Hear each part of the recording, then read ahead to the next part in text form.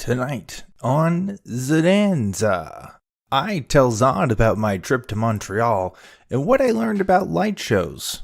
Also, I give Zod an explanation on Christian influencer fashion.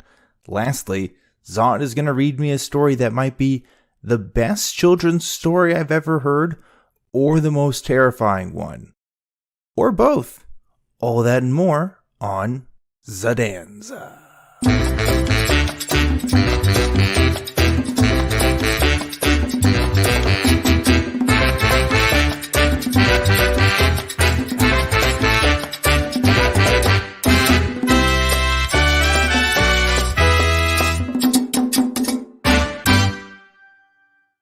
Hello, everybody, and welcome to another episode of Zodanza.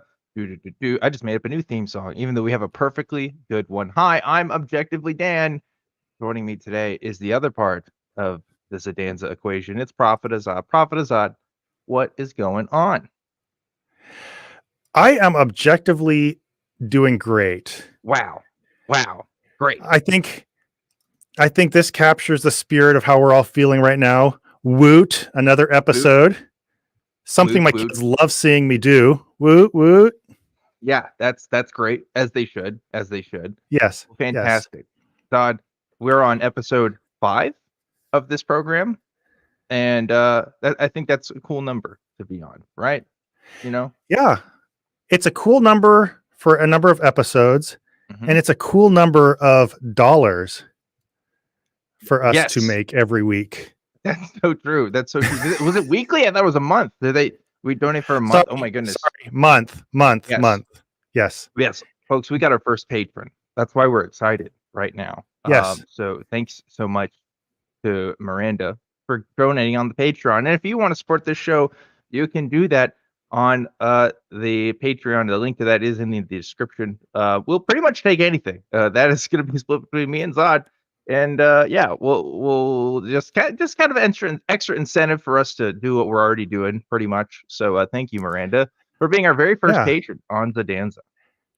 And Miranda, if you want to, in the Patreon chat, if you feel comfortable, send us your address and I will mail you a pizza roll.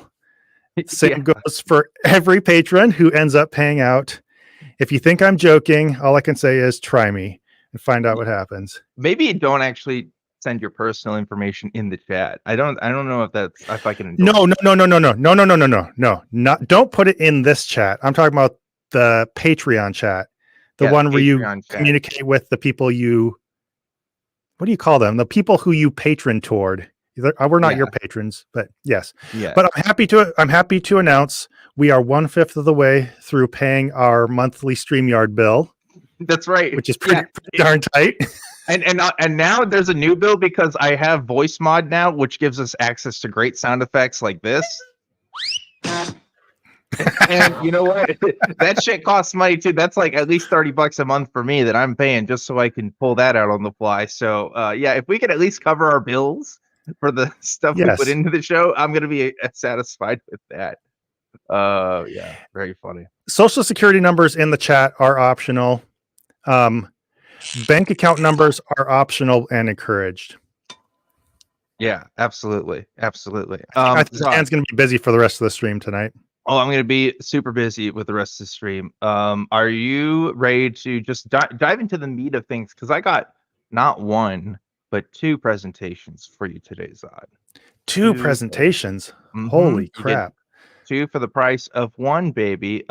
One is kind of my little intro thing, and another one is a little game for you to play with me. So I just want to jump right into it. You ready to go? I would like to address the elephant in the room. Title of this show a little bit more serious than some of the ones we've had in the past, but that won't be the tone of the whole show tonight. We are going to have a children's product that is like appalling yet funny and weird. You might have seen it elsewhere on YouTube, but I thought I'd share it all with you today. And by the way, I'm sorry to meander a little bit, but somebody did bring something up. They'd love to support the show, but they're already supporting other people. If you can't patron, or if you're supporting other people, don't worry about it. We're not going to make you feel bad. We're not preachers here telling you to tithe to us. Anyway, Dan, go ahead. Do your thing. Yeah. Yeah, no, like again, it's only if you like really want to. Again, I appreciate everybody that already sports me on Truth Wanted and other platforms. Just a reminder, that's all ACA stuff, so that goes to the organization. This is going straight to me and Zod, and like is going to directly cover things like the things that we spend money on to make this show better. With no clear actual like revenue gain for us. If anything, it's a revenue drain, but we do it anyway because we love the game, baby. It's all good. So I have the slideshow, I believe, ready for you to put on the screen for me, Zod. Oh, Uh, yes. Great. Okay, this video is sponsored by Miranda, our one patron. But we should actually, you know what? We have an opportunity here, Zod. This is a golden opportunity. We need to establish some sort of sainthood, some sort of hierarchy of the Church of Zodanza, and I think Miranda is our patron saint. And so we should come up with some sort of lore behind Miranda at some point. Perhaps Miranda stumbled upon vast riches and decided to bless us with some of those riches. Perhaps they're just a patron of the arts, a supporter of. The patron saint of our rights. Ooh, yeah, yeah, I like that. I like that. What we need to come up with some lore. Miranda, if you want to help out Okay. with lore, I'm totally down for that. Or chat. But Miranda is our patron saint for today. So let's dive right into it. Zod of the Zodanza show. I'm gonna go to the next slide here. So this is where I went to recently. Guess what, Zod? I went to What? the Great White North. I went to Snow, Mexico. That's right. I'm talking about Canada, baby. I went to Canada this last week. I went to Montreal in particular, and it was a great trip. I had poutine for the first time, which Ooh. is basically just like if you put all the breakfast food in one thing, it's like that's it. It's just all the good breakfast food. That's what I learned what poutine was. Um, I was intimidated by the local people for always speaking French, and I couldn't keep up, and that's fine. And I had a good time overall. It was really good. But one of the things I did, Zod, was I went to this building right here. This is the Basilica of Notre Dame or Notre Dame. I don't know how you want to say it, but that's the building right here. And this building is very interesting, Zod, for a couple of reasons. During the week, they put on a show on the inside of the church, a light show. And you can see right here, it's a very extremely beautiful building. I mean, all these lights and stuff, it's very good looking. Have you ever been inside one of these old like Catholic churches, where they do this kind of thing? I've been in something similar looking to that. It's called Fremont Street in Las Vegas. Mm. Yeah. If you had a light show, that might have been very similar. Yeah, so here's another picture right here. So like the architecture is beautiful. The sound quality was amazing. Uh, I don't know how they wired up the speakers the way they did, but if you closed your eyes, it would have sounded like there was a choir like right in front of you. It was really, really cool. But when I say light show, I mean light show. Zod. I'm talking about like lasers and stuff is going everywhere, and like they're like vaguely referencing stories from the Bible. Like at one point, there's like some flood imagery that's up, and there's like that happening, and they're like highlighting different parts of the statues. So maybe they're talking about baby Jesus or whatever, but it was like a 25-minute light show with like no words, just lights and like music basically. And I paid like 25 Canadian to like go in and watch this thing. So I may have accidentally supported the Catholic Church in doing this. I actually maybe should have thought about that, but I that's what I did. So anyway, I got to thinking about this. I'm like, wow, this building, incredibly beautiful. Lots of people are showing up to this thing and probably spending money on this. And this building is probably getting more people sitting in these pews than most churches ever will from here on till the end of time on a Sunday, right? Like church Yeah. attendance is going down. And all I did was basically attend a secular light show in this building that has been is hundreds of years old, right? And I thought it was really weird. And it reminded me of, yeah, you should cancel me. I did probably support this church like on accident. I don't know if they get all the money for that, but I didn't really think about it till afterwards. I was like, oh, we did just kind of buy tickets to a church thing, huh? But this reminded me of another experience I had, Zod. And I want to talk about this real quick. You know what this building is? You probably won't recognize it on site, but I'll give you one guess what this one is. St. Peter's Basilica? Not St. Peter's Basilica. This is the International Church of Cannabis. Okay. So a few years ago, International Church of what? The International Church of Cannabis, Zod. Oh, that's what I thought I heard. Okay. Yep, that's the word, cannabis. So I went to Denver, Colorado a few years ago and had the opportunity to do this. Now, I just want to point out, contrary to popular belief, I feel like I have to say this all the time. I do not smoke weed. I really don't. I went with friends who did smoke weed to this church, and they do the exact same thing where you go inside and it's a light show. The difference is this light show has this one has way more visual stuff to it. And they play like Pink Floyd and shit. Like it's like it's like stoner music basically. But I kind of had this realization where it's like, wait a minute, I did this thing a few years ago where I paid for a light show inside a church building, and I had similar feelings of like elation of like, whoa, this is like a really cool experience.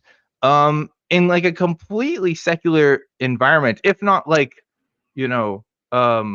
more almost insultingly so to the Christian church, because this is actually a building that was a Christian church building that got converted into the sort of touristy International Church of Cannabis thing, right? And it just got me wondering, Zod, what's the point of like church buildings again? Like, what are we doing with these spaces? Like, if I can like set up a laser light show and say it's for like God, or I could do it and say, hey, this is just for like weed.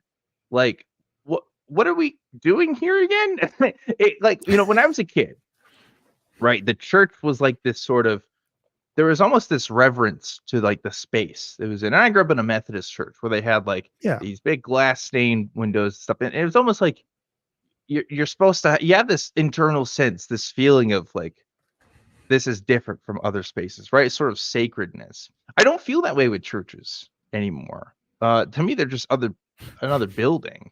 And I wonder how much that sense of space, that sense of aesthetic appreciation that Christians feel in their own spaces, and what that ties into like what your belief is supposed to be. Not to get too philosophical here, but I did bring up a quote from the Bible, which is from Matthew 23, verses 27 through 28, who says, "Woe to you, teachers of the law and Pharisees, you hypocrites!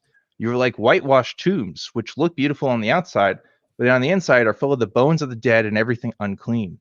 In the same way, on the outside you appear to people as righteous, but on the inside you are full of hypocrisy and wickedness." And, there's so much commentary today about the internal workings of the Catholic Church. Of course, all the stuff with the Southern Baptist Convention. I mean, you and I both know churches are full of wicked and awful people. But, like, what can we do about these sense of spaces, though?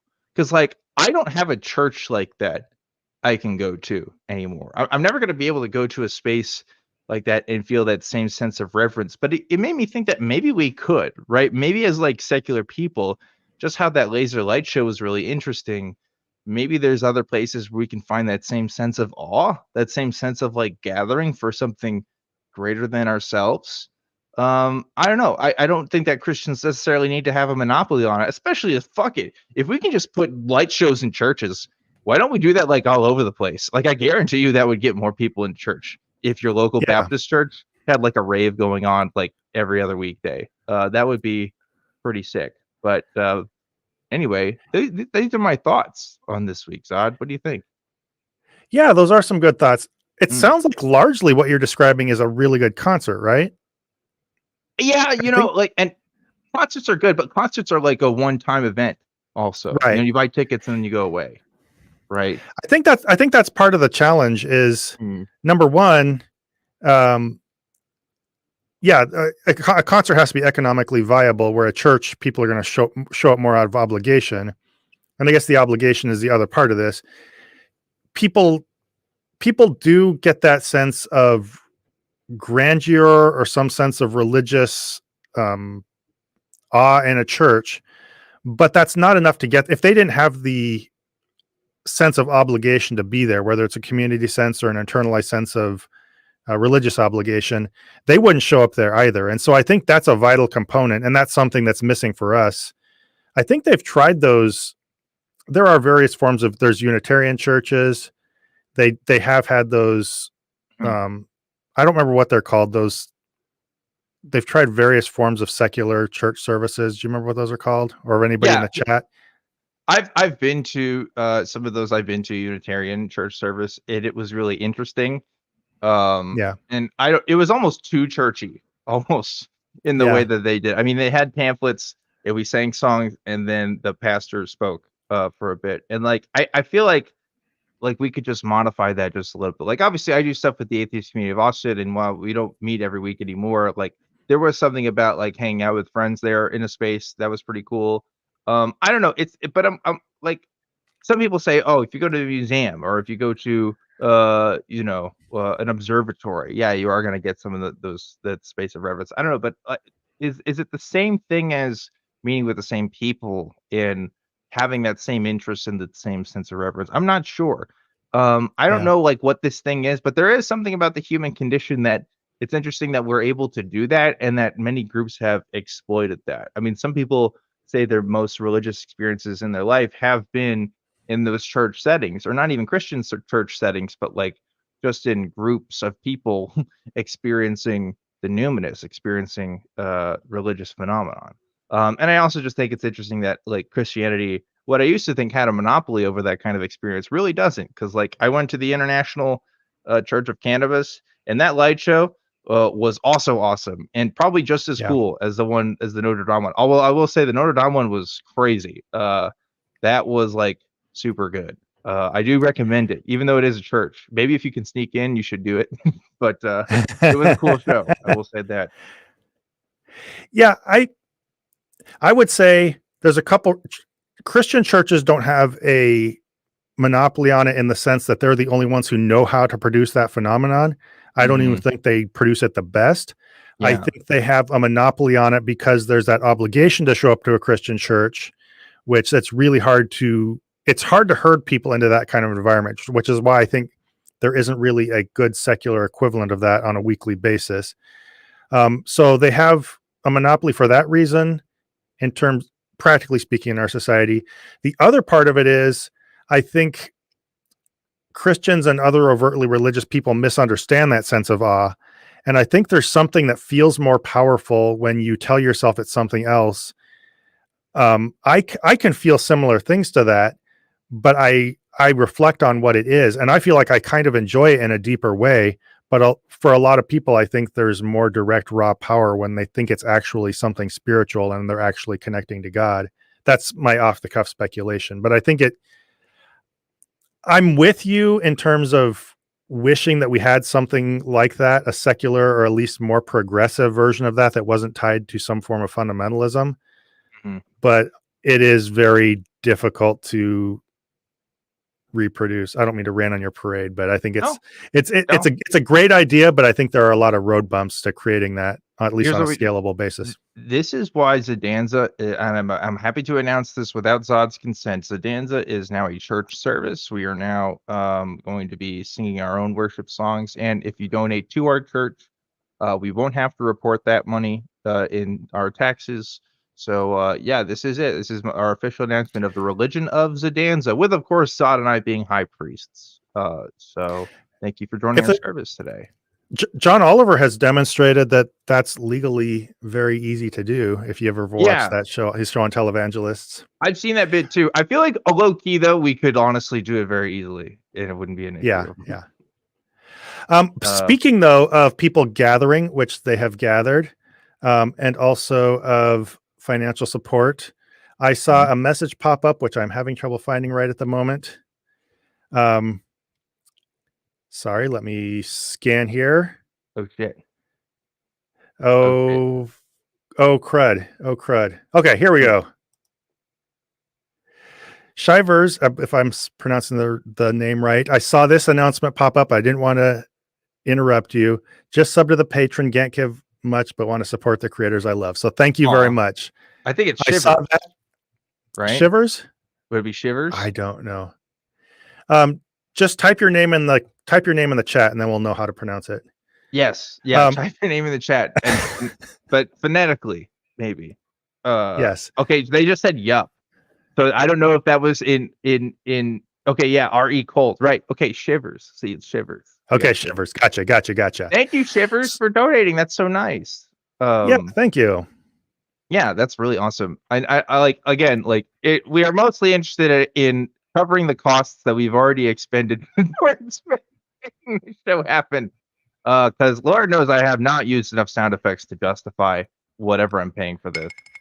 Because it's just not enough. That's Dan's perspective. That's Dan's perspective. I'm thinking in terms. I'm thinking like light show cathedral money. That's my goal. Yeah, dude. We listen. That's another thing I was thinking too. I was like, damn. Okay, I paid 25 Canadian. There's at least 100, 150 people in this room right now, and this is just like a Monday night. Like they must make bank off of this thing, and it's Montreal, so like half the city doesn't believe in God anyway. Probably. I don't know. I don't know the stats, but it is weird. Very interesting. So I have another activity for us today, Zod. If you'd Okay. like us to switch over to our next slides. Any Yes. final thought on my presentation on churches and weed and lights?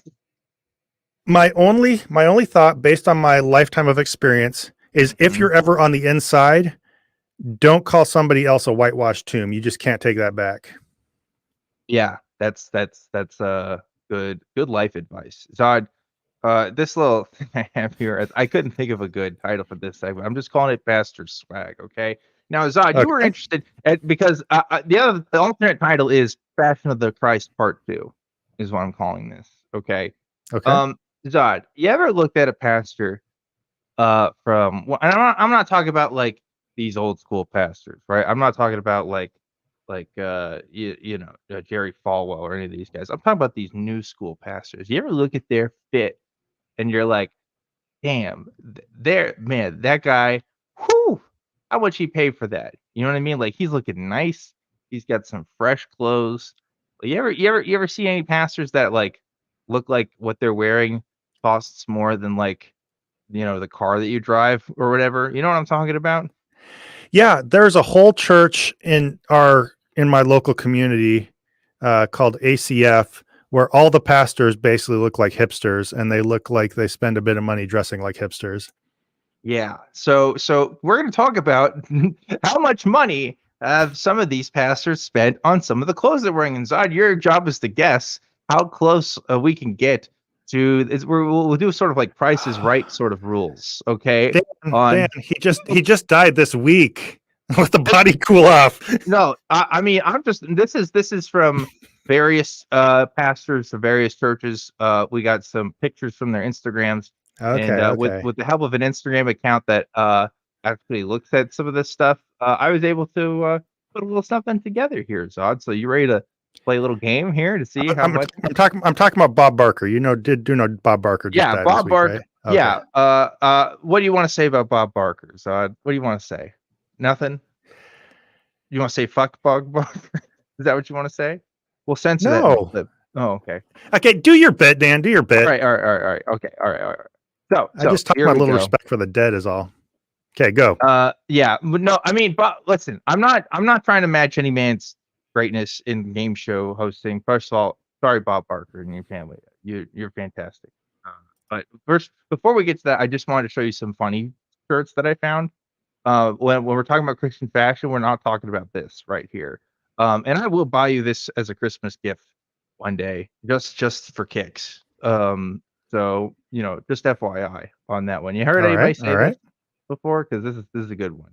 Also, I found this one, and I thought this was funny because it says "Promise Not Pride," but it's obviously like one of those things where it's like it's generated, like photoshopped on like a model, right? That definitely did not wear that shirt, because there's no way a dude with full sleeves is gonna wear a shirt that says "Promise Not Pride." Like that is crazy, right? Okay, but now we're getting to the real thing here. Okay, so what we're talking about first, this is Pastor Mike Todd. Okay, so Mike Todd just has this post here talking about the genesis of you walking in crazy faith starts with your imagination. All right, first of all, I want to talk about those shoes. Look at those shoes he's got on the screen there. What do you think the cost of those shoes are? First of all, do you know the shoes? Are you a sneakerhead, Zod? Do you know what he's wearing? I don't know the brand. It's hard to tell by the size, but based on I've worked with a few people who like buy the shoes you never intend to wear from Nike. Mhm. I would guess that's something along those lines. Yeah, yeah. First number popped into my head is about $400. $400. Let's see if he's right, folks. So we have the Jordan 1 Retro Highs, which are actually $2,000. God. $2,000 for those Jordans. And he got the high top Jordans too, you know. Wow. That's a lot of money, right? $2,000. Yeah, man of the Lord has to enjoy the blessings, I guess. Yeah, yeah, yeah. So listen, if you're a sneakerhead, you already know how much like a pair of Jordans can cost and stuff. But again, it's like when you're donating money to some of these places, like where is that going to? But that's like that $2,000 is the difference between somebody dying from like not being able to pay what they need in food and clothing and maybe hospital bills and like I don't know. It's just like it's a crazy amount of money, so it's very interesting. two thousand Yeah. dollars for these Air Jordans. So here's another one. This is another one from Mike Todd. I'm picking on Mike Todd a bit, and honestly, I could have drawn more from Mike Todd. Mike Todd has a lot of fresh shoes. He's got fresh fits, but there's a reason for this one in particular. I want to talk about that jacket. Look at this Yeah. jacket he's got on. He's got this jacket with like the patches on it. You know, I'm not gonna lie, I would wear that jacket. It looks pretty fresh, right? What do you think that jacket cost? 5,000? 5,000. Okay, we're I'll give you another chance here because it's not as high as the shoes. We're going lower than the Oh, shoes. We'll give you another shot here. 1,500. 1,500. Okay. By the way, the post here is he says how you smile when you know you have the advantage, and I'm assuming what the advantage is the evasion of American tax policies. So I don't have that advantage.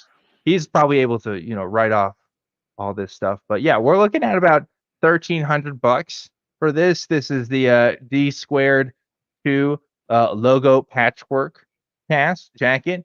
Would you pay 1,300 for that jacket? By the way, Zod? What do you think?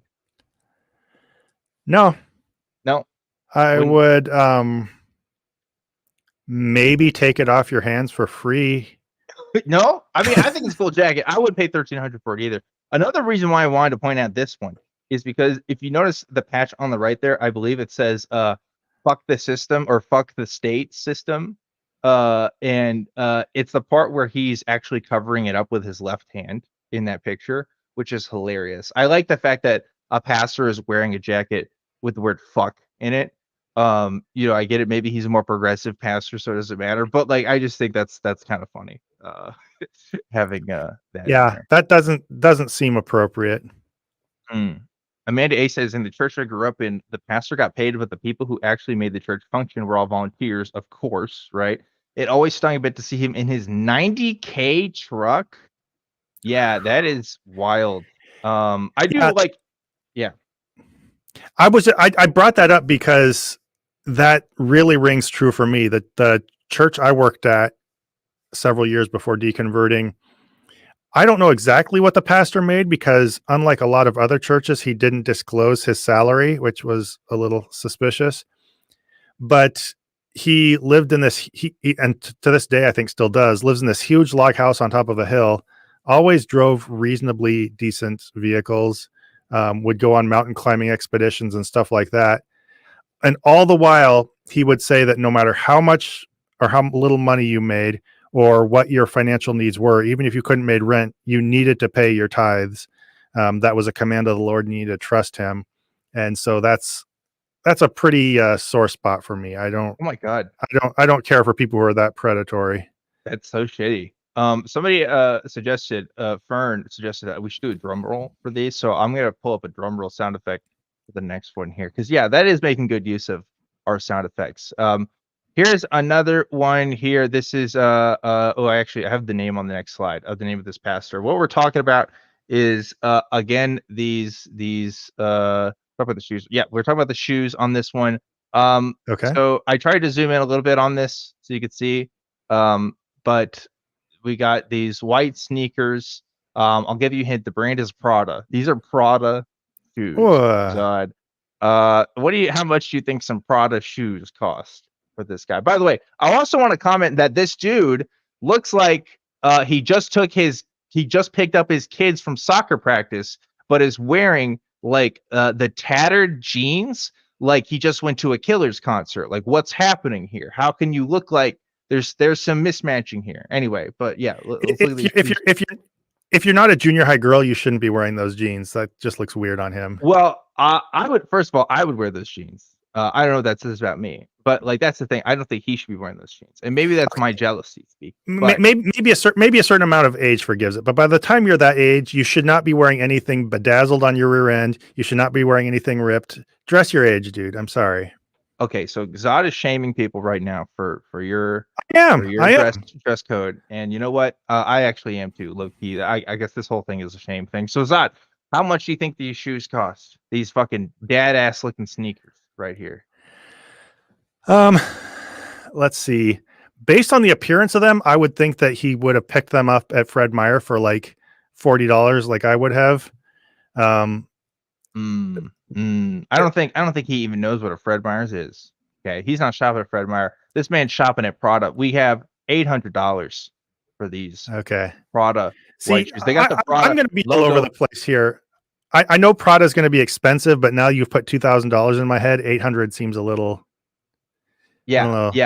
This guy needs more financial support. He needs a fundraiser for better shoes. Wait, we need to start a fundraiser for this guy so he can afford the Jordan Air Ones, bro. What's he doing walking around with the Prada shoes? And I mean, just for like, look, this shoe, like, bro, like, it's not worth it. It's not worth it. I don't know why he thought this was good. It's not. It's bad. It's not good. We can't have a man of God walking around in mere $800 Prada shoes.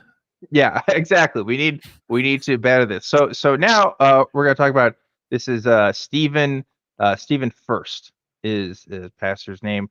With the fit, he's looking like Zod. He's looking like Drake. Okay, he's out here with the Drake shirt, like he's gonna rap about his exes, and it's gonna be a whole thing. We're talking about these Michael Jackson ass looking shoes that he's got on right now. Okay, first of all, the fit is fresh. I'm not gonna lie.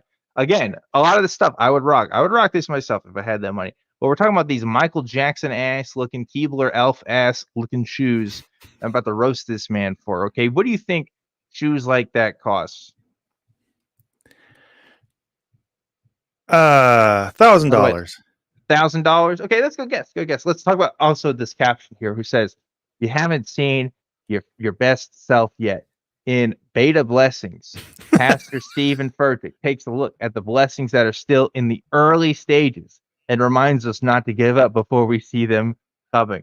Now, I love that because this is just a modern prosperity gospel, right? This is just hot, young prosperity gospel stuff. So instead of tricking your grandmother into paying money to the 700 Club at 1:00 in the morning, instead, you get to go to the cool church service where dudes with the fresh fits can be like, hey, you want to dress like me? You should donate because God is good and buy my book, right? So like this is the new con. This is the new game that's being played. So this is Stephen Furtick. We got these, again, Michael Jackson ass looking, Keebler Elf looking shoes for a pretty penny there, Zod. A lot of moolah for these. $2,000. $2,000. Yes, we're going back up in price here for some of these. So yeah, a lot of money spent on these shoes that I would not spend. But you know what? These guys apparently they got the money to do it. The Lord has blessed them, right, Zod? Maybe we just haven't donated enough, and maybe that's our problem. I don't know. Well, you don't need them when you're streaming. I'm not even wearing pants. That's true. Folks, we want you to donate to the Patreon, not so that we can cover our bills, so that we can afford for Zod to get a pair of pants. Okay, he can't leave the house right now. All he can do is stream because he just has no pants. How do you do a job interview with no pants on? So please help us out by donating to the Zodanza Patreon. We'd appreciate your support. There's an easy trick. You sit down behind the desk first. Yeah, down behind the desk first. You just have to learn these things. Okay, sorry, go ahead. No. You're good. This is Guillermo Maldonado. Excuse me, Guillermo Maldonado. Guillermo. Guillermo Maldonado, which is great. So just so you're aware, in this one, I'm not talking about the Pink Panther suit that he's got on. I'm talking about that little belt. You see that belt he's got on right there? That's what we're talking about. Yeah. But let me read the caption for this. He's saying, "I had the privilege to have my good friend at Marcus Liam share a powerful word with us this Sunday morning. You and your family have been such a blessing, and I thank you for coming. It was a true blessing for myself and the people to love you." And then, of course, he has the caption in Spanish. And I like this post because it made me realize, oh shit, this dude just did a collab.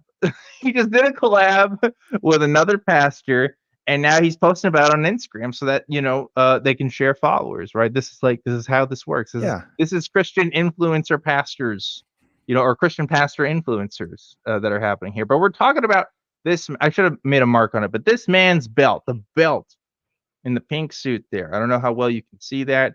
Maybe you have to enhance I can see a little bit of a buckle sticking out. Yeah. a little bit of a buckle. How much do you think that belt cost?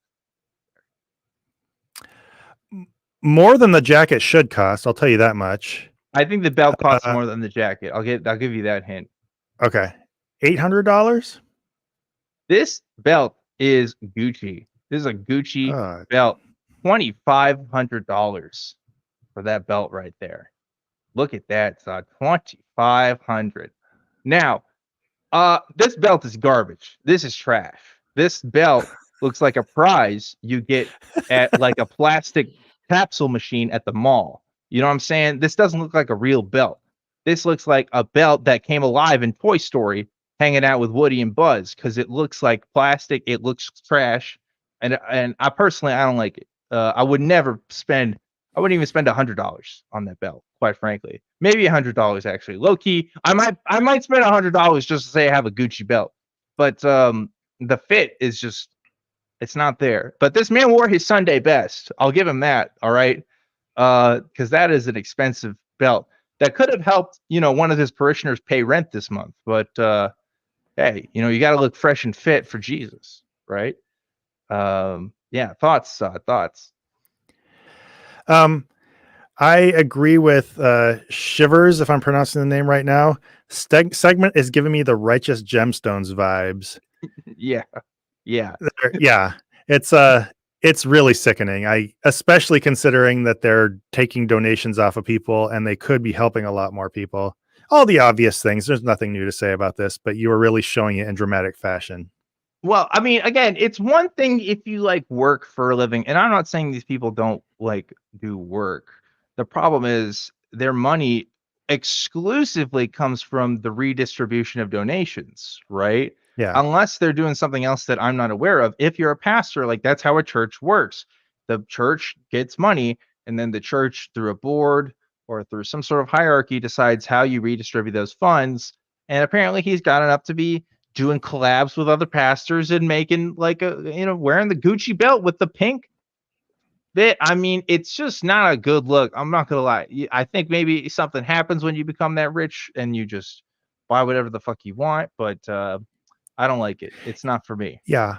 I don't think this is just pastors. I think that much money breaks people. You're messed up by the time you're that rich. But there's something extra gross about taking it off of donations and then not using it for charitable purposes, and that's how you're presenting yourself. Yeah, agreed. 100% agree. Here is one from Kirk Franklin. Zod. Now, this is a twofer. I got a twofer for you on this one. We're talking about the shoes and the socks in this one, Zod. So I should be asking you. You should be guessing the brand on some of these too. Because I know obviously, Zod, you're the most fashionable. You're one of the most fashionable YouTubers out there. You're always talking about fashion. You're always talking about how much you love to spend money on expensive clothing. I mean, that's half of your YouTube channel. It's talking about that. I would say so. Look at the socks and the shoes right here, Zod. What's the brand on these bad boys? And more importantly, what's the price tag, baby? Socks, I can't nail down. I would say some kind of novelty brand. Brand. Shoes, I would say Equate or some kind of Walmart brand. $5 for the shoes. $15 for the socks. Okay, if you're playing Price is Right rules and you're below it and nobody else is bidding, I guess you win regardless. But you're super wrong. So we have the Gucci flip flops.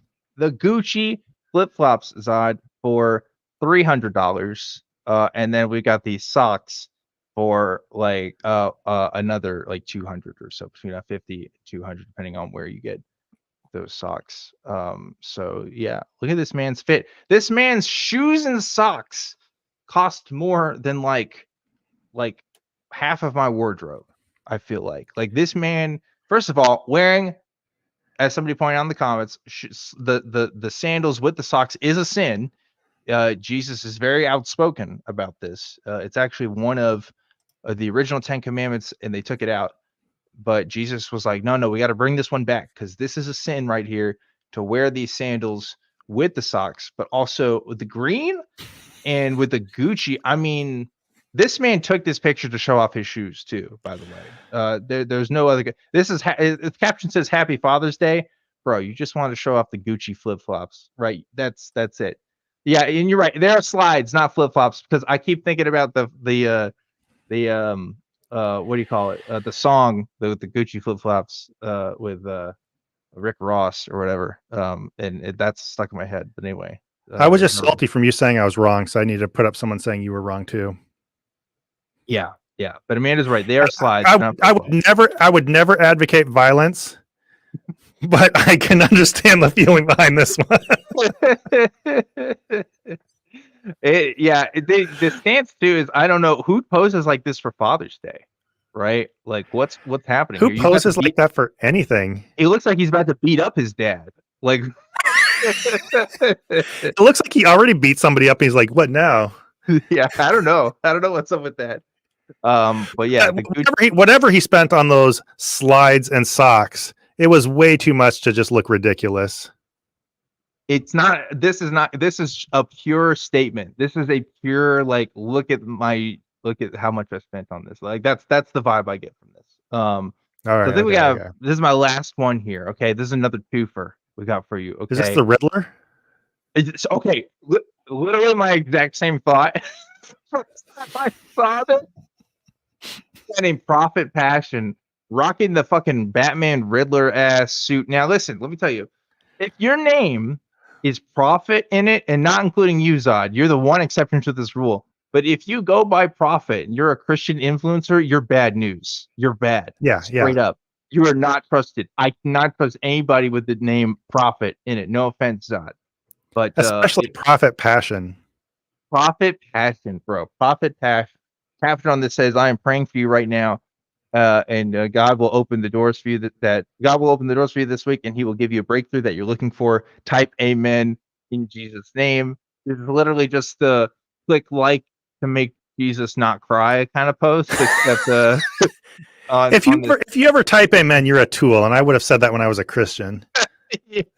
So we're talking about the shoes in this one, Zod, and we're talking about the fit. Okay, we're talking about that suit. We're talking about the whole thing.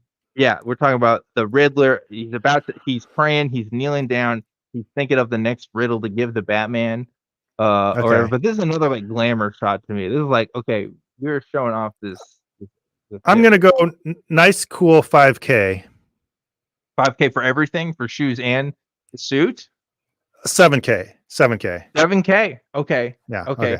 You're closer on your first one. So this suit, $3,000 suit, God. $3,000 for that fit, and the shoes are pretty paying themselves. I'm like $1,200 on there. So, would you pay $3,000 to look like the Riddler from Batman? Because like that's all I think of when I see that. Yeah, that's all I could see. He just needs a little cane and a little mask, and he does. Yeah. He's got the loafers on. First of all, these loafers do look like an old school preacher loafers almost, but like he's doing the no socks thing or the low socks with these loafers. I want to point that out. I think that's weird.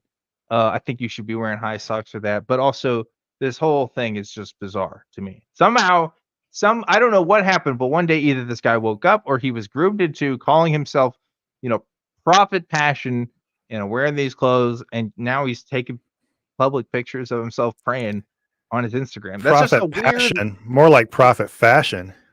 Yeah, it's more like Prophet Fashion. It's so weird. I just don't know the mentality behind this. I will never understand the Christian pastor world, especially this influencer side of it is what I'm calling it. Yeah. Because bro, you had to have went to either a fancy website or a fancy store and picked this up for yourself. Like you put time and investment into dressing this way. It's not just like an old T-shirt that you found in the closet. You know what I mean? So I don't know. Anyway, And we did miss out on the watch. That might have upped the total a little dude, bit. yeah, that watch also, yeah, I don't know what the cost is on that. Probably also expensive. Might be even more expensive than everything else we're seeing here. Although I don't know. Didn't get the info on that. So that's my presentation today, Zod. That's our little activity. I wasn't keeping score. But honestly, I wouldn't have guessed the same numbers on any of them. It's kind of bizarre to realize how much people are paying for this, right? I would say without having kept records off the cuff, I probably performed about random chance-ish. Yeah. I can't see how I did much informed work there, but hey. This is inspired by preachers with sneakers who first made an Instagram account talking about some of the cost of stuff, and they made a podcast and stuff too. But people got mad at their account for posting the fits that pastors were having, and they're not even saying anything negative about it. They're just posting about the fits because they think that they're being disparaging just by pointing out that this stuff is expensive, which is hilarious to me. So. Yeah, this is a good bit. Go check out that Instagram account if you want to see posts similar to the ones that you're seeing here. And yeah, shout outs to them for that. So anyway, that's it. Prosperity. We should become the new prosperity gospel sort of podcast for atheists, right? Yeah. I still think that's a good investment idea. Even if I had that kind of money, I could never imagine. I grew up not poor, but very thrifty. Grew up on, in the middle of the woods, starting off in a trailer, and then built our own house, wearing hand-me-downs and all that kind of stuff. I could not imagine dressing like that, spending that much money on anything so frivolous, much less when you're a public figure, and especially one who's supposed to be a religious / do-gooder type thing. I couldn't imagine doing that in front of your audience, especially when you're taking money from them. But hey. I get wanting to dress nice when you're in a public speaking role. That totally makes sense to me. I don't even think the president wears stuff that expensive. You know what I mean? I don't know. I could be wrong about that, but man, that's a show of wealth that I don't know. I feel like you should be uncomfortable with that. So Amanda asking, did you used to eat pilot bread? And I just brought that up because yes, I did. Whatever that's worth. I don't know I don't know if that's a poor person thing, but yes, we ate pilot bread when I was younger. I don't know what pilot bread is actually. Is that just really? No. It's it's basically think large crackers, large round soda crackers without salt on them. Oh, okay. Yeah, it was a little bit of a treat when I was younger. That's interesting. Yeah, I didn't know about that. Dan, we are at 10 to 7. Should I rush into my thing? Because we are, but we can go a little over tonight. I'm okay with that. So I obviously took too long on my things. We are going to go over because you gave me 10 minutes to do my thing otherwise, and I am doing my thing, and I'm doing it right. Yeah. That's fine. Sit there and deal with it. Sorry. Oh, God. Dan and I are about to fight, and I just need to cool down while we're on the air. Jeez. All right. Listen, I had a good bit, okay? I had fun with it. So Dan, that was really good stuff. Thank you. I applaud your presentations. Those were both very good. So thank you. You just raised the bar on the quality of the show, and now here I'm going to be sitting here with this weird book. So yeah, right. Okay. This, despite the fact that we title these shows the best we can based on what we think the main bit's going to be. This one's about Christians frightening their children using, in this case, extremely bizarre narratives. I don't know about you, Dan. I was a child of a heavy eschatology background. End times was harped on a lot. I grew up afraid of the Antichrist, the tribulation, markets going crazy, all that kind of stuff. I literally, when I was a kid, probably between older elementary school through maybe young high school, I had a plan for how to gather up a bunch of my stuff, walk along the train tracks to a certain place, get out into the woods and try to hide when they tried to persecute us. So I found this book. I discovered it through another YouTuber who was talking about it. It's the most bizarre thing I've ever seen in my life. And yes, somebody has guessed. Christopher, is it Don't Take the Mark? This is literally a child's book, a book for children called Oh God. I Won't Take the Mark. Oh man, he's got it up and everything. You told me you had bought a physical copy and I forgot. Yeah. And now you just showed me Yeah. on screen. So, oh man. I don't know if some of you might have seen this. If you have, Dan, have you ever heard of this book? I have not. I don't know what this is. Never heard of it. It is the weirdest, at the same time, most hilarious and just absolutely rage-inducing thing you've ever seen when you actually consider that people might use this on children. So what I've done, I'm going to read you parts of this book. It's 30 some pages, but it's a bunch of little short snippets. I'm going to sum up part of it, read parts of it. And I have a slideshow actually, because we are just all about slideshows here at Zodanza. This is the slideshow episode. What's happening? Well, see, notice when I hold up this book, like the keying doesn't really do this any favors. It's picking up a lot of my blue screen. So I gathered a few pictures. I don't want to show everything because I don't want to like display the entire book, but I want to show parts of it as we go. So this book starts off with a couple weird, creepy verses from Revelation about victory over the mark of the beast. The author, let me see if I can come to this, dedicated to the memory of my wise and witty grandmother, and the millions of parents and grandparents who have passed this knowledge down through the generations. So apparently this book is based on something called knowledge. Wow. Interesting. This is oral wisdom right here. Oral tradition is what I'm hearing. Yes. They passed it down generation to generation. Also, it happened to be in the Bible. So, hey, whatever. Yeah.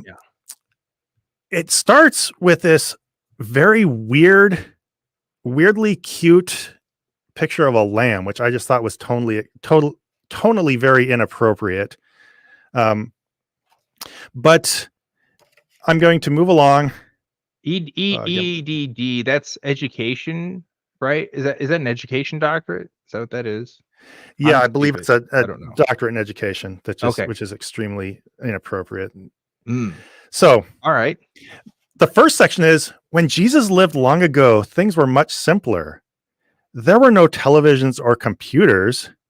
There were no cell phones or credit cards. So the book starts off by being extremely not patronizing. People bought things with coins made of silver, bronze, and gold. And here's the picture that accompanies that. I just put this up here because I love this guy. I'm zooming in a little bit here. He looks like they kind of incorporated a photograph of somebody smiling really big. This reminds me a little bit of that old Lord of the Rings cartoon with that heavy rotoscoping and stuff. And his hand looks very weirdly pasted on there. That is, yeah. So what's happened? This is a mixed media format, obviously. So photoshopping is involved here. But is this book? Are these pictures like just digital scans, or is it supposed to have like a hand painted aesthetic? What's the vibe here in this book? I think it's supposed to be hand painted. Okay, that does not. That's what it looks like. Looks like they put a fucking filter in Photoshop and then added another hand on top with coins in it. It looks weird. It is a little jarring. Who's he laughing at, by the way? Who's he talking to? Just the scroll, I guess. He's happy because he has coins in his disembodied hand. See, it looks like they somehow incorporated the face a little more seamlessly. Then it looks like they painted a lot of the body. That hand looks like they totally just copied that out of Photoshop and pasted it onto the top of the picture. I don't know. I was a little too obsessed about that, but yeah, it does look weird. So pages 8 through 10 is just basically background about Jesus. He died and his friends were sad. He rose and they were happy. He gave John a vision to write the book of Revelation, that kind of basic stuff. I'm not going to bother us by reading it. I do want to show how they portray Jesus. Number one, he doesn't have a beard. Number two, the expression on his face is just extremely strange. What do you make of this expression, Dan? Can we talk about this? So this is Jesus. This is Jesus, yes. I have never in my life seen a depiction of Jesus without the beard that wasn't like the baby Jesus. This is the first time I'm seeing beardless Jesus, and that is a choice, I gotta say. Why did they do that? I don't know. Looks weird. He looks like Kevin from down the street with like a suntan. He doesn't look like a Middle Eastern Jewish person. That's just kind of, I don't know what's up with that. Also, that pigeon looks like that's not a pigeon, that's a dove. That looks like what is that, the wingspan of a goddamn owl? I've never seen a dove with that. What's happening here? The more you look at it, the weirder it gets, Zod. No, crazy. I think that's supposed to be the Holy Spirit, but it looks like a falcon or something, like getting ready to come down and attack Jesus. Yeah, dude, that's a bird of prey right there. He's about to attack that thing. That's crazy. Holy shit. But yeah, Jesus, I do think from what I heard, the earliest depictions of Jesus, he didn't have a beard, but that was going way back. Ever since he did, and this is a weird. I got a comment saying they thought he looked bored. We have baby face Jesus, which is fair. Can we go back a slide 1 second too, Zod? I just want to show you something. So this one right here, can you show my screen now? It just reminded me of this meme that I'm sharing with you right now, which is, you ever seen this one? I feel like that's the face this dude is making. And this is our viewers at home right now, hanging out, having a good time with us. But that's just what that reminded me of. The best way I could think, the best way I could think to describe Jesus's face, and this is throughout this book, I think he has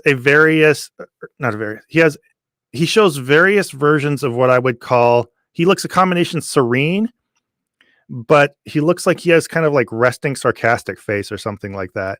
It's just very, very strange choice how they draw him.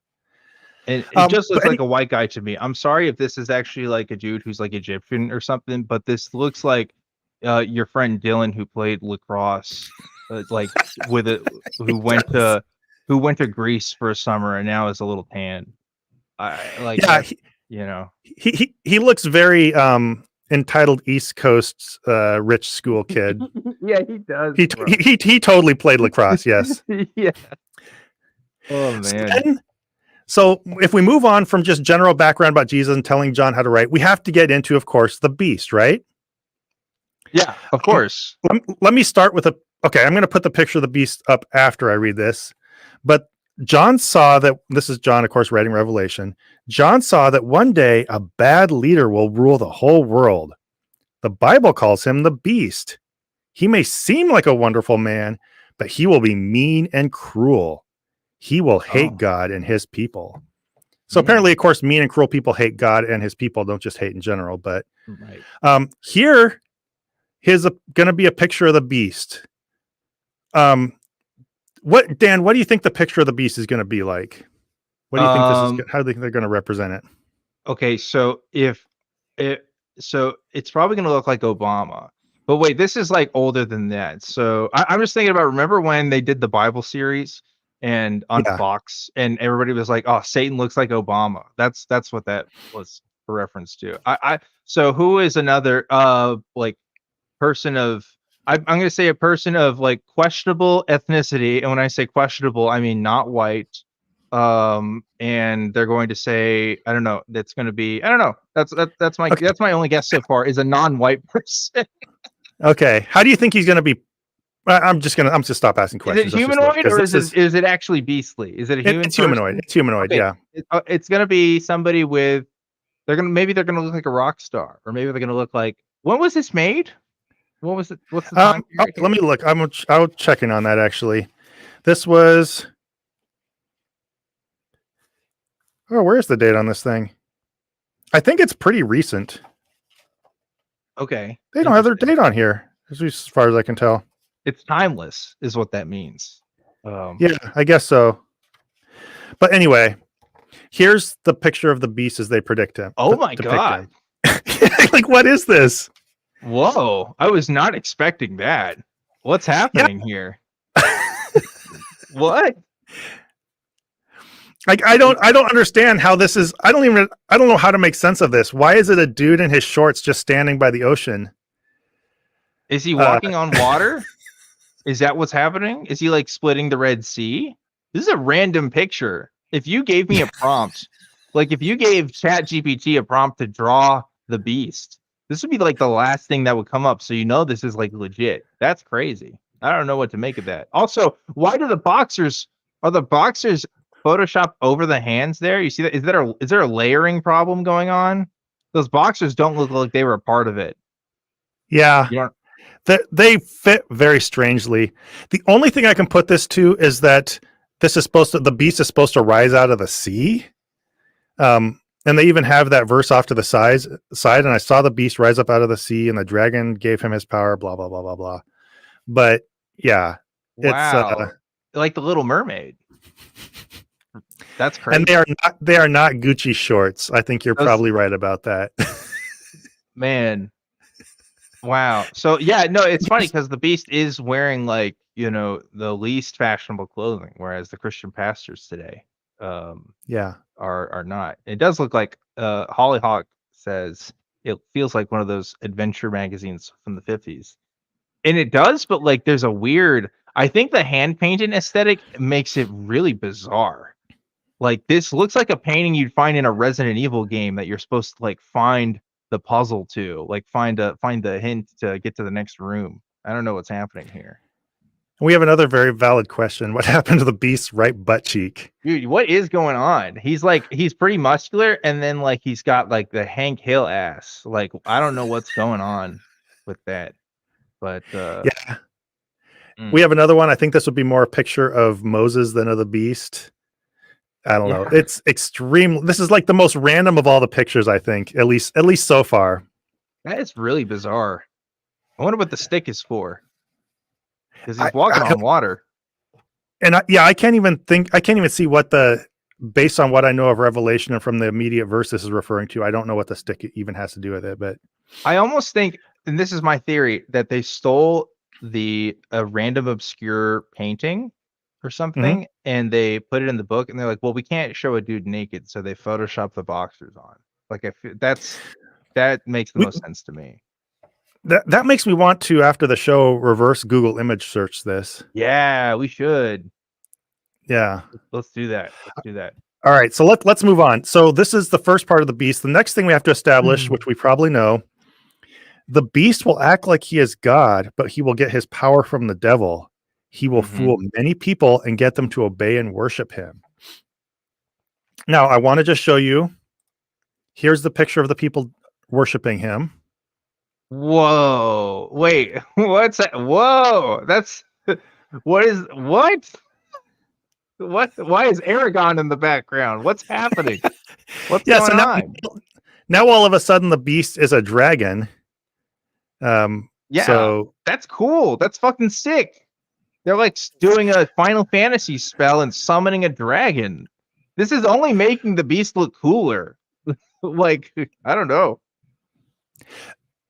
What drew my attention the most before I even noticed the beast is, did you notice anything now, as soon as we're talking about people worshiping the beast, you notice anything conspicuous about the ethnicity of the people in this picture?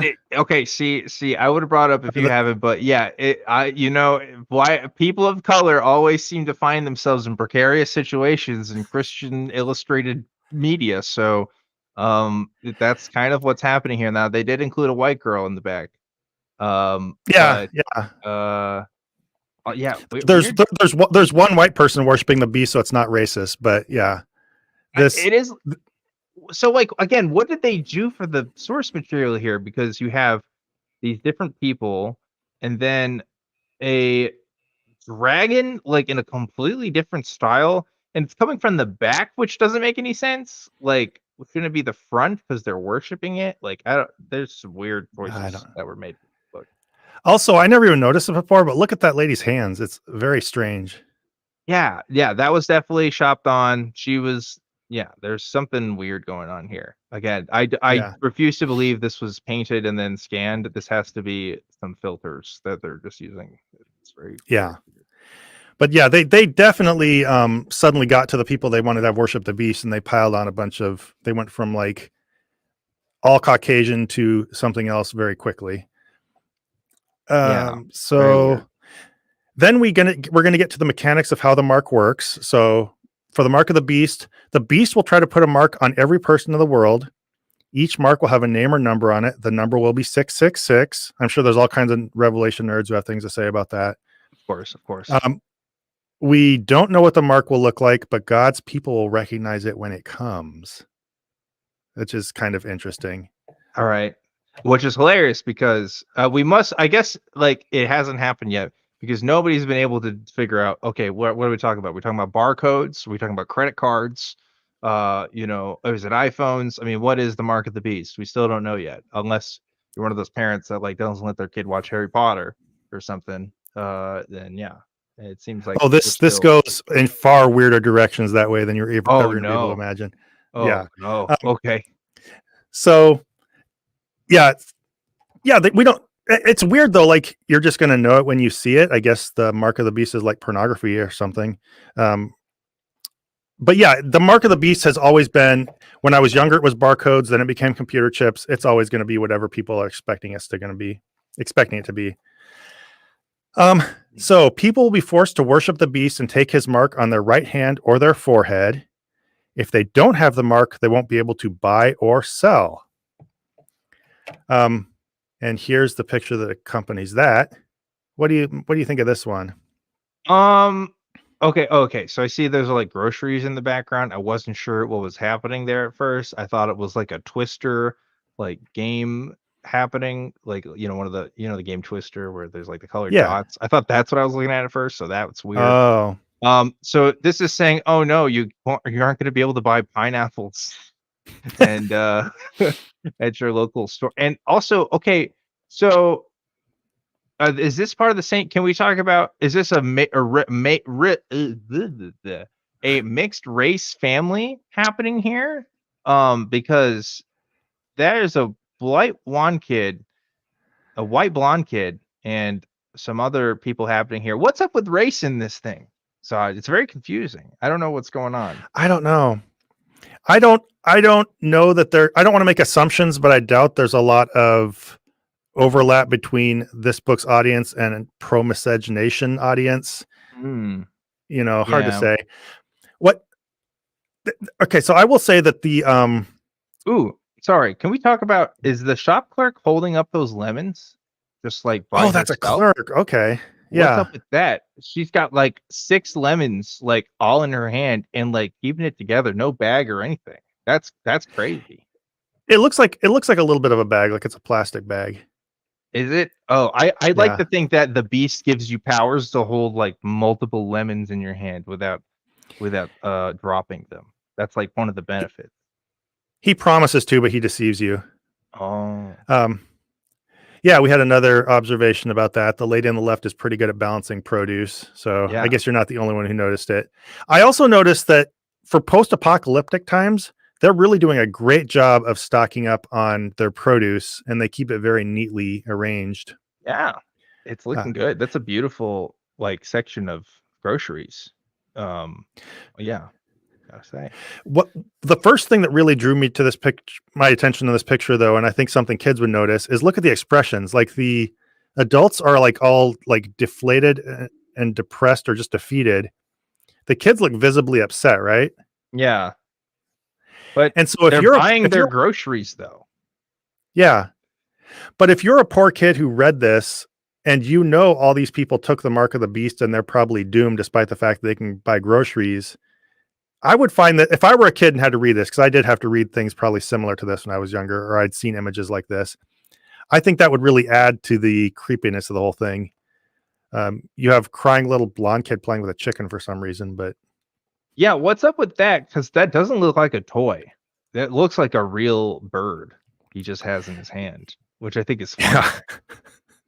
You get Yeah. Disney princess powers when you take the mark of the beast. Again, like you can talk to animals, and you're like Eliza Thornberry. It's a cool thing. And that bag is about to burst. By the way, that's too many groceries in one bag. There's no scanner either. Where's she scanning the produce? I don't know. I don't know. A lot of There's questions. the produce probably has the mark of the beast in it, and so she's just scanning the Mm, chip. mm. Someone mentioned the pineapple, and that drew my attention to it, and I'm noticing things I had not seen before. Look at the girl's right hand underneath a pineapple. Yeah. Does she like That have a pineapple- big? Does she have a giant monster claw on the underside of the pineapple? It is. It's like a motion blur effect almost. Also, that's a giant. That pineapple's bigger than her head. That's bigger. That's as big as the top half of her body. That's crazy. That's gonna feed him for a while. Look, that's sad they took the mark of the beast, but man, you got a good ass deal on some pineapple. Like I would eat that. That looks good. But as you can imagine, Oh, you know things why it's so escalate big though? It's the GMO. That's what she said. Oh, okay. Yeah, well that too. But yeah, sorry, I'm interrupting your beautiful presentation. Go ahead. No, you're fine. You're fine. So as you can imagine, things escalate, right? You can tell kids they can't buy anything or sell anything. That didn't mean a lot to me when I was a kid. I'll go live in the woods and steal stuff or whatever. I'll get by. You're a little naive when you're a kid. So this has to escalate the threats a little bit. But God's people will say no. They will never take the mark because they know it is bad. God will punish the people who worship the beast and take his mark. Dan, would you like to see a picture of God's punishment of the people who took the beast? Oh no! If Design- you have to design ask for me, the answer is no, Zod. I don't know if I want to, but I guess I have to. So here we go. This is how an artist of I don't know who the artist. This is how a children's book is going to depict punishment of people who take the mark of the beast to children. Oh my god! Yeah. Oh my god! What? This is like. Why is there floating Ghostbuster heads happening here? What is Slimer gonna come out too and haunt people? That's scary looking. I don't like that. These are some seriously on fire people who are like obviously visibly in pain and tormented. Yeah, that's scary. Yeah, I don't like that one bit, Zod. No. Jason Sherwood mentioned something which I actually had noticed. I caught the same vibes. So they get sent to the Phantom Zone. I picked up some Phantom Zone vibes off of this. This is it's just disturbing. Yeah, it's straight up just very disturbing, Zod. I'm disturbed. This is a little more torment than I usually like depicted in children's books, personally, as a matter of taste. I usually go for zero torment in my books for kids. Yeah. So the beast will be so this is what happens if you take the mark, right? Mm-hmm. The beast will be very angry when God's people refuse to get the mark. So maybe that rod is to like spank the people who won't take the mark. Oh, wait. He will even kill them. But don't worry, God will reward his brave and faithful followers. So this is what happens if you do take the mark. You want to see what happens if you don't in this children's book? Would you like to see that? Yes, but I want to point out that the line you just read, in any other religion besides Christianity, if someone would read that, I would say, wow, that's cult language. You know what I mean? Like, yeah, follow us or else you'll burn like this. But for some reason, we give this religion a pass. But anyway, go on. Yeah. Still tamer than Watership Down. I would agree. Watership Down is a extremely violent thing to show kids. But flip side is you're not telling kids that's going to happen to them. That's just rabbits. You know, there's not. So sad though. I cried at that movie when I was a kid. I'm like, yeah. Especially that song. That song really gets you when you're a kid. Anyway, if you don't take the mark of the beast. Whoa. If you don't take it, the French Revolution happens. What's happening here, Zod? So notice, this is a book for kids. They're telling kids, someday you're going to be presented a choice. You, kid, and this could happen anytime, we'll be faced with the choice between this forever, or they're going to set this up in the street and they're going to come take you out of your house and lop off your head. That's so specific. Why Yeah. guillotines? I feel like there's so many more efficient ways of killing lots of people. Is it just like, are they doing the thing where it's like, oh, are you a Christian? Yes. Okay, we're gonna lop your head off. Like, is that what's happening?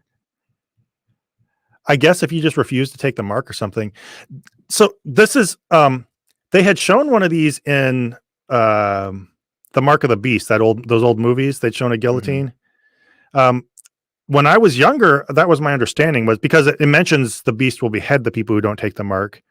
And so this was actually a common image and I actually, when I was younger, and this is really, really sick and really, really wrong, I took a little bit of solace in the fact that beheading by guillotine is one of the quickest, easiest, most painless ways to die. And so that I thought, at least if they caught me, they just cut off my head and that would be it. Oh, well, I guess Cool that makes things for sense. kids. Cool things for kids to be considering when they're making their life choices. Very cool. Very cool. Yeah.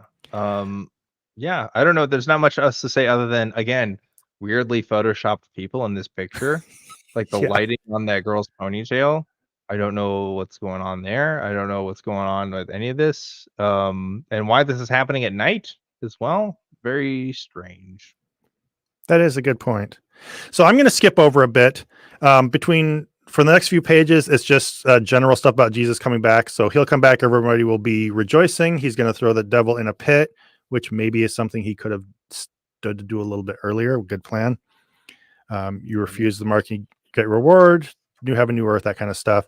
It talks about how John wrote this all down, which is pretty neat that John had the papers and pencils and ability to produce things, on an island in the middle of nowhere. Right. Just scan through a couple pictures for this. I'm trying to make some of this quick. There's Jesus. This is from the thumbnail. You'll recognize There it. it is. Yes. I thought yeah. when Zod showed this to me, I thought this was just a clip from Never-Ending Story. And somehow got turned into an art piece. Because I'm pretty sure that's the horse and that's the kid from Never-Ending Story. So I don't know. Yeah. I guess I'm wrong.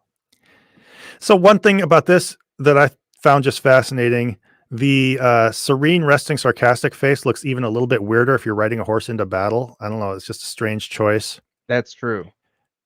And now I'm putting this together that that's supposed to be Jesus, huh? Yeah, you didn't catch that, huh? Well, because he has no beard. Like I'm so used to true. Jesus with the beard, and instead I'm looking at, what is this? This kid looks like Matthew McConaughey's son. Like he just looks like a white guy. It's just not. It's not clicking for me. Donald says artist is way better at horses than humans. That's very generously assuming that the person. Look at those eyes on that horse. That's kind of weird looking. It looks like he's got bug eyes. I would like to add as well, if this were realistic to Revelation, he wouldn't be holding the sword. It would be shooting out of his mouth, from what I understand from my memory of Revelation. Also, I'm pretty sure at this, and now I'm no horse anatomy expert, Zod, but I'm pretty sure at this angle, you shouldn't be able to see both of the horse's eyes. I think you should only see one of the eyes. And I think that's why it looks creepy. That. This is like Sonic the Hedgehog. This is like a weird, like both eyes are on the front of the face, but there's definitely supposed to be on the side. Maybe a glance of the other eye, but you can tell, like, look at the side. They gave that poor horse a weird giant face cancer to make his eyes stick out the side. Yeah, that's really bizarre. Boy, there's all kinds of things. I meant for this to be a surprise for you. And this book is just a gift that keeps on giving. Like the more I look at this stuff, the more it surprises me. Sorry, go ahead. Jesus is coming back. So the horse is on. I don't remember this part of Revelation, Zod. But does the horse fly on the cloud with Jesus? Because I always thought it was just supposed to be like a horse on land. Is this a flying horse? I think there's imagery that suggests he would be coming down to heaven on a horse with swords shooting out of his mouth. We'll research this later. Okay. All right. And the sword I feel like is not very efficient. Like we have drones now. We could imagine Jesus with like an AK. You know what I mean? Like that seems like it'd be more efficient to get the job done because he's there to kill. right? Like that's kind of the whole thing. So Yeah. I don't know. But here's the thing. His technology is restricted to what people who wrote his stories knew he was going to have. So, Mm. oh, and one more. These pictures are really. Oh, So here's all right. Jesus pointing people up to a stairway to heaven. It's just weird. Like, does this look like appealing to you? This looks like a Mormon wet dream. This looks. I mean, I don't know what's like. There's birds and stuff, but like, if you ever like, I just flew on a plane. You know, birds don't fly that high in the sky. You know, that's That's that's true. too high for them. So I don't know where these birds are coming from. I don't know what they're landing on. Maybe Everybody's they're just Holy Spirits.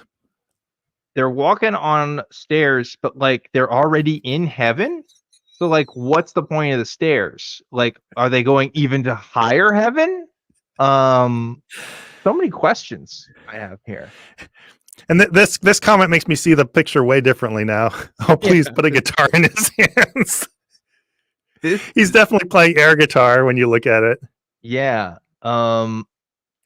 This is again, you put this in the context of literally any other religion that's not mainstream, and you would say, "Oh, this is cult imagery." You know what I mean? Yeah. Like this is not normal. I'll put it that way. Oh, and yeah, we have a mention that Jesus at least is cracking a smile. He's not sitting there just staring creepily He's like, off into "Bye, the middle distance now. have a good time. See you later. Yeah. Come join me at my Oops. beach house." Party on Garth's party. Yeah. But where my mind goes when I look at this stuff, though, is how are kids going to receive this? Like, this is really giving kids images of what they're going to take this literally and think this is what life is going to be like, right? Yeah, 100%. So yeah. You're choosing between burning in hell, getting your head cut off, and then if you get your head cut off, this is your reward.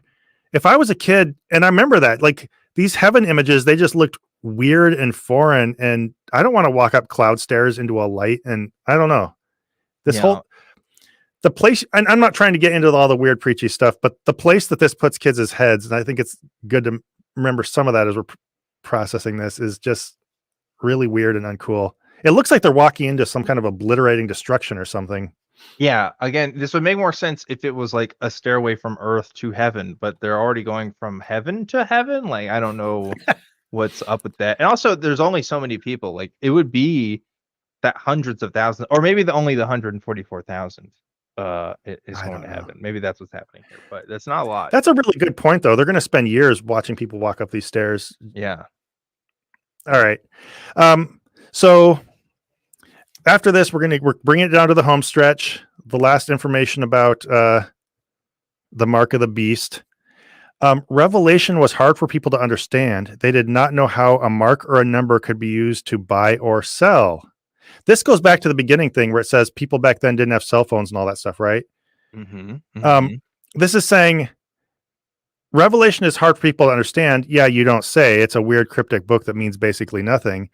But this book puts it to the fact that people back then didn't know how you could use a number to buy or sell. Do you think it took a lot of imagination for people back in the Middle Ages or ancient times to understand what Revelation was talking about? I don't know if they ever knew what they were talking about. I mean, like, obviously there's a lot of different ideas about like allegories to the political contemporary society that they lived in. But no, I'm keeping this. I'm keeping this simple. I mean, like in terms of this one fact, they said the beast will make you take a mark. Without this mark, you cannot buy or sell. Do you think people back then were baffled, like, oh, what does that mean? I'm so confused because we don't have the concept of like financial instruments is what you mean. Yeah, I mean, I think they had loans and stuff, so I don't know. Maybe they wouldn't be confused by that part of it. But this book, and maybe I'm harping on this too much, but this book is acting like people in ancient times were baffled by what the mark of the beast could possibly mean because they didn't have credit cards and computers and microchips and stuff.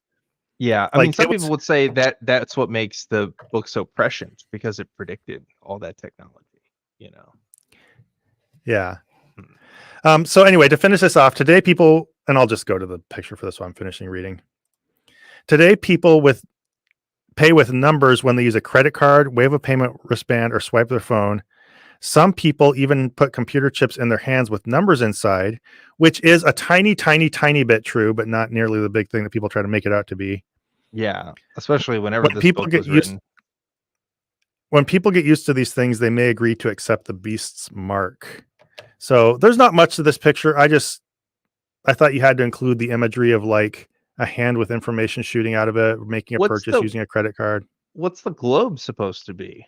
People are handing each other holograms of the Earth. I don't know what that's supposed to represent.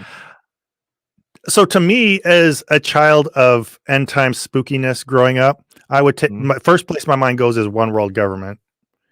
One world Um, government was supposed to be a major thing. So that's what, or maybe just the world in the hands of the beast. I don't just know. globalism, I guess. Yeah. Um, I like the idea of just using a credit card. It's just maybe potentially evil, but like the book doesn't actually say, "Oh, these are the marks of the beast." It doesn't. It's Yeah. just like, "Hey, these are things are happening," just to put that thought into your mind. Like, Yeah. okay. I like the Cybertron hands with the numbers coming out too. It looks like he's like an X-Men. Like he just like pull some numbers out from the center of his hand. It's kind of It cool. looks a little like Dr. Manhattan or something. Yeah, it is like Dr. Manhattan. Yeah.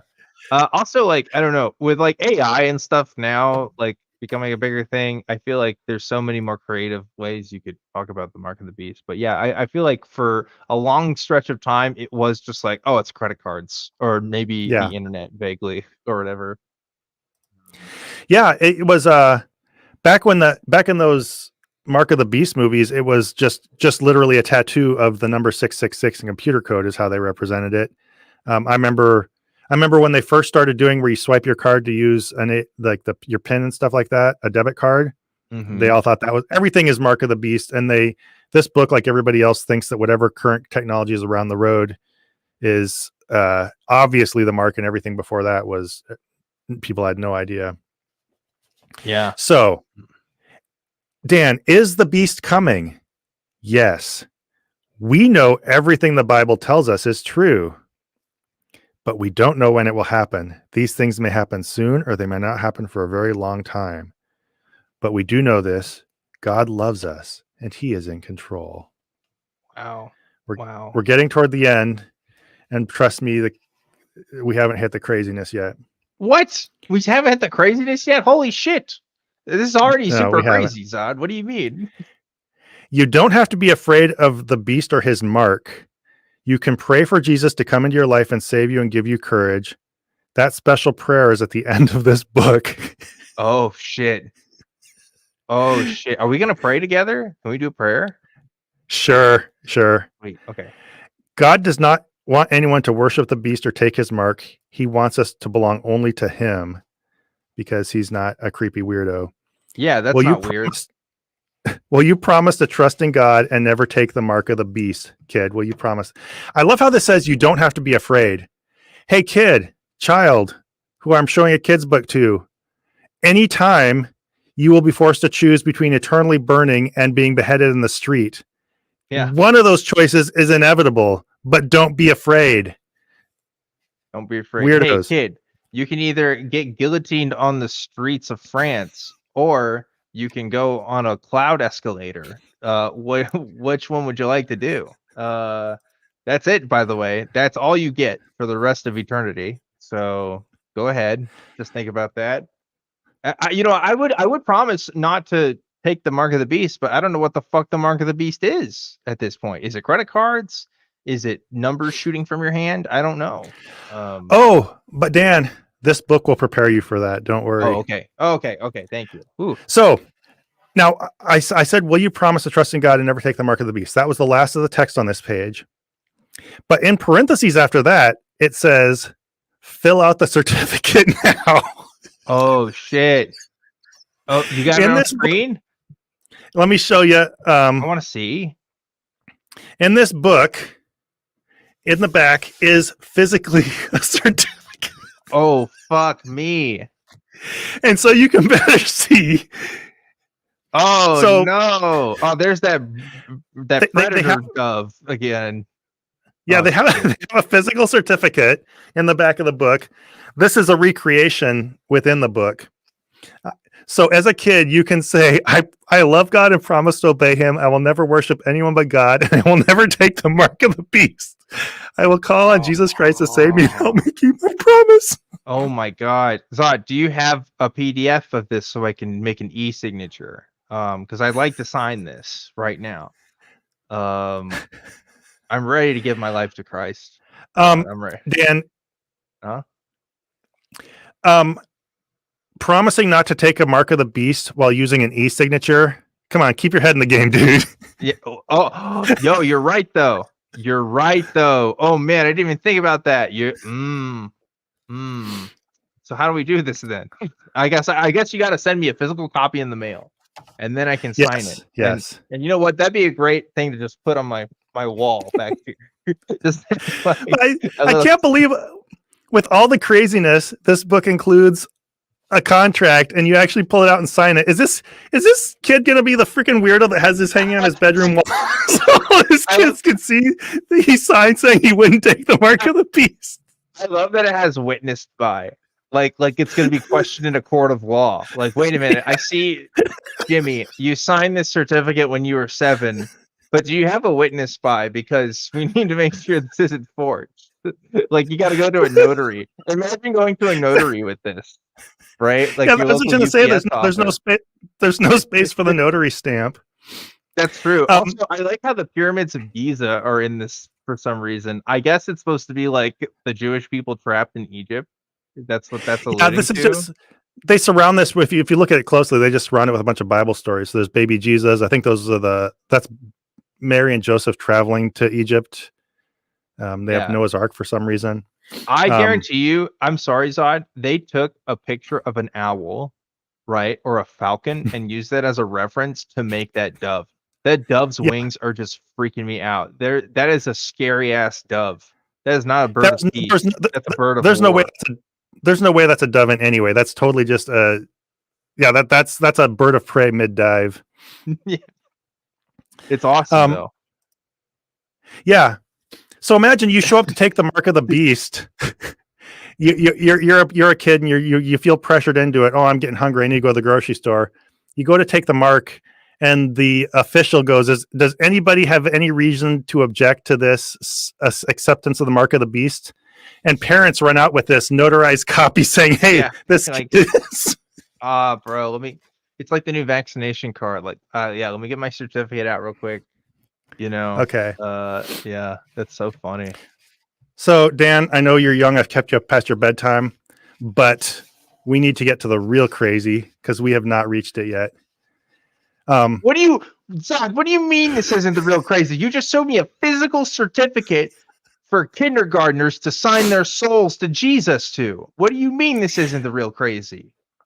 The reason I said that is because, in spite of the fact that we've seen a physical certificate kids can sign to say they won't take the mark of the beast, we have not yet read the notes from the author to parents on how to train their kids not to take the mark of the beast. Oh no. Okay. All right.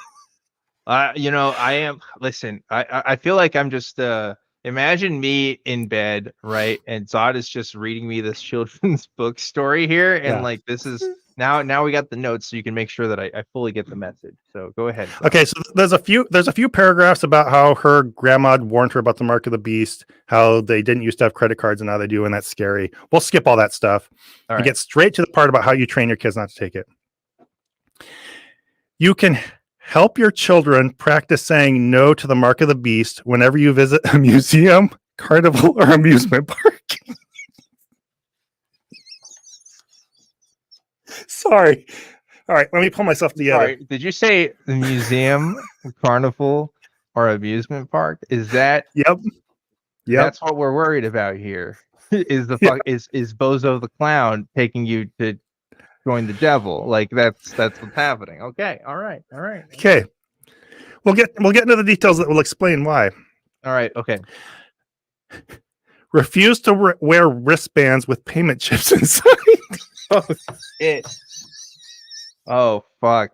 Dude, I got the smartwatch. I think I'm already dude. Oh. I'm having a harder time getting through this than I thought I would. That's awesome. You can't I love that. That's really yeah. Big Tell problem. the staff you have a religious objection. The staff of who? Sorry. The Wait, staff who's of the museum or the amusement park. the museum or the amusement park? Yeah. You have a religious objection to a mark being placed on your child's hand or forehead. Oh no. What? No. Wait. Okay, wait. So imagine mom takes Jimothy to the amusement park and they're like, okay, we just need to put a stamp on your hand to know that we paid to let you in. And they're like, wait a minute. Okay. I signed a certificate, sir. I cannot Oh my gosh. put this on my hand. Believe it or not, I've read this a few times, and for some reason, trying to read this out loud to you is just doing me in. This is crazy. Yes. You're right. This is crazy. This is bizarre. And for those of you who haven't seen this side of me yet, yes, I am a crying laugher. So if I laugh, okay. Tell the staff you have a religious objection to a mark being placed on your child's hand or forehead, so you do not permit your child to receive a hand stamp for re-entry or a face painting on the forehead. Oh, so somebody made an excellent comment, which is, what if this was the Ark Encounter exhibit and they had you like wear a wristband or wear a stamp? How do they do that there? How do they know? That is a very bad question. There actually is. I should have included this. I don't know if you can see it. There's a picture. Oh, no stamps, please. Well, no face painting. There's this picture of a kid getting her face painted, and it has a big X through it. No face paints. You can't like put like tiger stripes on or any fun stuff like that. Nothing. Not if you don't want your kid accepting the mark of the beast from the Antichrist and ending up in hell. No. Oh man. Okay. All right. Let me see if I can finish this up. While hand stamps and face painting are harmless in their current form, teaching your children to refuse them will set a precedent in their lives and help them practice standing up for their beliefs. Many Christians, myself included, are also concerned about biometric payment technologies that use the hand, such as fingerprint readers. If you share these concerns, please speak out against their use. Parents and grandparents are a huge influence on children. A word aptly spoken to a child today is like a seed that may flourish into understanding and turn them into and saving faith tomorrow. It did in my case. The end. Wow. What a beautiful story. You know, and on that note too, there's legitimate reasons to not be a huge fan of like biometric technology. It's not because I'm worried that Satan is going to like take over my brain because I have a fingerprint scanner on my Android, right? Like I don't know what the thought process was when making this book, but it was a bad one. Zod, it wasn't good. And I'm actually worse off for knowing this exists now. So thank you for sharing this with me. You know, I'm not gonna be able to go to bed now. Even though this was supposed to be a bedtime story for me. Yeah, I am scared now. I am scared of the burning images that you showed me. So thank you. Yeah, there are real reasons to be concerned and real measures to take, and this book touches on literally zero of them, which is just wonderful. Yeah, it's true. Literally not helpful. If anything, it's the opposite of helpful. Yeah, so I mean, do you really want to not only be that person at the park, but you want to turn your kid into that weirdo? Like, yeah. Think of being the kid who you have this stupid certificate in your room saying you're not going to take the mark of the beast, and I don't know. I don't need to say it. We all get it. I don't need to say guys, it. But my kids in my class had a field trip to the ice cream factory today. But I wasn't allowed to put a stamp on my hand, so I had to stand outside in the 100-degree heat while everyone else got to eat ice cream inside. Like that's what you're destining these kids to be, is that guy, that kid. So. Yeah. You don't know what the mark of the beast is going to be, so just train your kid not to accept anything. Train them not to have fun. And you'll be fine. So yeah, bedtime story about torment and oppression. Okay, I've kept you up way late, Dan. No, but okay. This was good. This was worth it. This was definitely worth it. That was the wonderful book. I Won't Take the Mark. Don't find it at a bookstore near you. Don't order it online. It's garbage. Nobody's called me out for it yet, but yes, I supported that person by buying that book.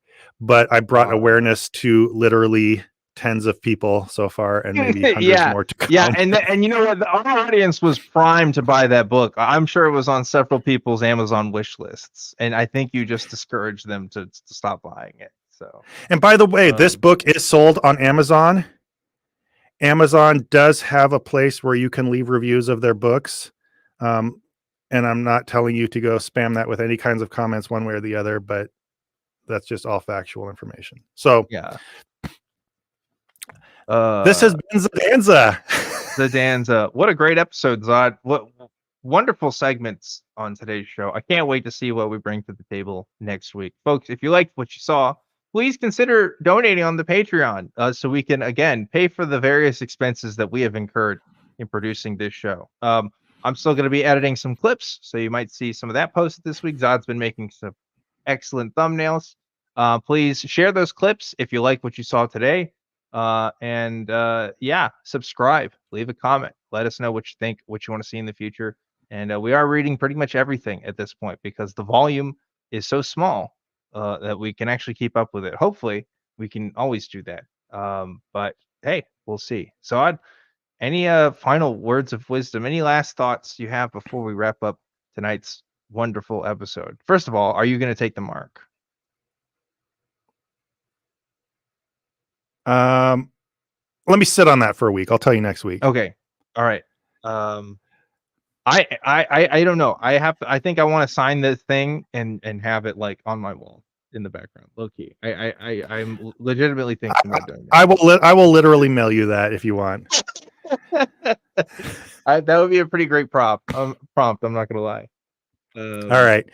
And also, if you're here enjoying this, if you have not seen everything else, we have actually done 4 shows prior to this. So Yes. if you like what you're watching now, go back and watch those, like them, comment on them, tell all your friends. And I have a lot of fun with this. So thank you all for being here. This was probably one of the more unusual episodes, but it got me laughing like nothing else has on a stream yet. So I had fun. Thank you all for showing up. Thanks, everybody. We'll see you next time. Have a good night, everybody.